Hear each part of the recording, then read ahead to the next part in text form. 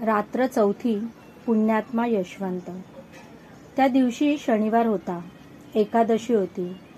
श्यामने गोष्ट सांगायला सुरुवात केली. जरा थांब, बारकू यायचा आहे. काल तो भाकर न खाताच आला होता, शिवा म्हणाला. तो पहा आलाच. ये बारकू ये, माझ्याजवळ बैस, असे म्हणून गोविंदाने बारकूस आपल्याजवळ बसवले. श्याम सांगू लागला. ते पावसाचे दिवस होते. कोकणातील पाऊस तो. मुसळधार पाऊस ओतत होता. जिकडे तिकडे पाण्याचे लोट खळखळत वाहत होते. पावसातून डोक्यावर इरली घेऊन कुडकुडत आम्ही शाळेत गेलो. त्यावेळेस कोकणात छत्र्या फार बोकाळल्या नव्हत्या. इरली फारच सुंदर व साधी असतात. आमचा धाकटा भाऊ जरा आजारी होता, म्हणून तो आमच्या बरोबर शाळेत आला नाही. दादा व मी शाळेत गेलो. आम्ही शाळेत गेलो, परंतु घरी यशवंताचे दुखणे एकाएकी वाढले. तो 2 दिवस नालगुदाने आजारी होता, परंतु ते दुखणे बरे झाले होते. दुसरेच दुखणे उत्पन्न झाले. पहाटे त्याचे पोट दुखण्याचे निमित्त झाले. पोट जास्त दुखू लागले. पोट फुगू लागले. त्याला शौचास होईना व लघवीसही होईना. खेड्यात कुठला डॉक्टर आणि कुठला एनिमा, घरगुती उपचार चालले होते. आमचा गडी गोविंद आम्हा शाळेत बोलवण्यासाठी आला. अण्णा, दादा अशी यशवंता आमची आठवण करीत होता. आम्ही शाळेतून घरी आलो तर कितीतरी गर्दी. गावातील काही वैद्य आले होते. पितांबर भाई, कुशा आप्पा आले होते. माझा भाऊ गडबडा लोळत होता. पोट फुगत चालले तरी त्याला अतिशय तहान लागत होती. त्याला पाणी देत नव्हते. पाण्याच्या भांड्याकडे तो गडाबडा लोळत सुटे. त्याला पुन्हा धरून ठेवीत. त्याचे वय 6 वर्षाचे असेल तेव्हा. आदल्या दिवशीच आई त्याला रागे भरली होती. अंगणात चण्याची डाळ वाळत घातली होती. शेळी घेऊन डाळ खाऊ लागली तर यशवंताने ती हाकलली. शेळीने तोंड घालून डाळ उडवली होती. ती तो सारखी करत होता.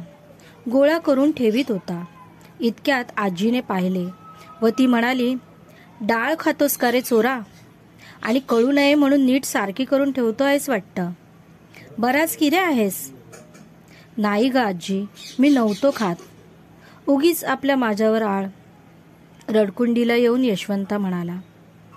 घरात आई सांधेदुखीने त्यावेळेस आजारी होती. तिला चालता येत नसे. ती फार अशक्त झाली होती. खोलीत पडलेली असे. यशवंत आत आईजवळ गेला. तो आई त्याला रागे भरली. डाळ खात होतास का रे? कितीदा सांगितले वस्तूस हात लावू नये म्हणून. आई, मी देवा शपथ नाही हो खाल्ली डाळ. का सारी जण मलाच बोलता? असे म्हणत यशवंता बाहेर गेला. काळंब्याखाली रडत बसला. आदल्या दिवशी तो प्रकार. परंतु आता तर यशवंता मरणाच्या दारी पडला होता. सत्याची परीक्षा मरणाच्या दरबारात होत असते. यशवंता निकाल मागण्यासाठी का देवाकडे निघाला? इतके का त्याच्या मनाला ते लागले? यशवंत वाचणार नाही असे वाटले. 9च्या सुमारास तर जास्तच झाले दुखणे. आई, मला ठेवा, तो क्षीण आवाजात म्हणाला. माझ्याजवळ आहेस बाळ तू, आई म्हणाली. अशक्त व आजारी आईने मरणोन्मुख यशवंताचे डोके मांडीवर घेतले होते. तिच्या डोळ्यात पाणी आले होते. आई, माझे डोके खाली ठेव, तुझी मांडी दुखेल, तुझे सांधे दुखतात ना, यशवंत खोल आवाजात म्हणाला. आईचे हृदय गहिवरले. नाही हो बाळ, दुखत सांधे, मला काही होत नाही. मुलाच्या दुखण्यापुढे आईचे दुखणे टिकत नाही हो. मुलाला बरे करण्यासाठी आईच्या अंगात नसलेली शक्ती येते. माझी मांडी नाही हो दुखत. तुलाच ही माझ्या मांडीची हाडे खुपत असतील, आई म्हणाली. आईकडे शेवटचे प्रेमळ दृष्टीने बघत तिचा हात हातात घेऊन यशवंता म्हणाला, आई, तू आपली माझ्याजवळ बस म्हणजे पुरे. तू जवळ असलीस म्हणजे झाले. यशवंताचा एक एक शब्द आईच्या व आम्हा सर्वांच्या हृदयास घेरे पाडित होता. आईला आदल्या दिवशीची आठवण झाली. भरून आले तिचे डोळे. भरून आला ऊर. तिने एकदम त्या मरणोन्मुख बाळाचे चुंबन घेतले. त्या म्लान होणाऱ्या मुखकमलावर अश्रुसिंचन केले. ते पहा, प्रेमळ डोळे यशवंताने उघडले व आईकडे परमभक्तीने व प्रेमाने त्याने पाहिले. त्यानंतर थोडा वेळ गेला व तो आमचा यशवंत राम राम म्हणत आम्हास सोडून गेला. आई नेहमी म्हणायची, यशवंत पुण्यात्मा होता. तो एकादशीच्या दिवशी देवाकडे गेला. लहानपणी आम्ही आकाशाकडे पाहत असू व तो तारा यशवंताचा असेल असे एकमेकास दाखवून म्हणत असू. पुण्यात्माचे आकाशात तारे होतात असे वडील आम्हास सांगत. आम्हालाही ते खरे वाटे. आज यशवंतही नाही व आईही नाही, परंतु त्या मरणप्रसंगीचे खरे उभयतांचे प्रेम ते अमर आहे. असा थोर भाऊ व थोर माता मला मिळाली होती. या विचाराने मला धन्यता वाटते.